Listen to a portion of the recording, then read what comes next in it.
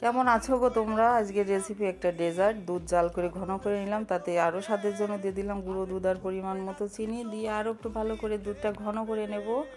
ঘন করে নেওয়ার পরে এই যে বাড়িতে তৈরি করেছিলাম খানিকটা ক্ষীর আর নিয়েছি পাউরুটি। পাউরুটি সাইডটা কেটে নিচ্ছি ভালো দেখানোর জন্য, না কাটলেও কোনো সমস্যা নেই, এতে স্বাদের কোনো তারতম্য হবে না। তারপরে কেটে নিয়ে একটা রেসিপি তৈরি করব। যে কোনো খাবার যদি বাড়িতে এইভাবে তৈরি করা যায় এতে খরচও অনেক কম, আবার কিন্তু এটা হেলদি। এই জন্য এরকম কিছু তৈরি করে কিন্তু চটজলদি খাওয়াও যায়, বেশি সময় লাগে না, তেমন একটা কিছু লাগেও না।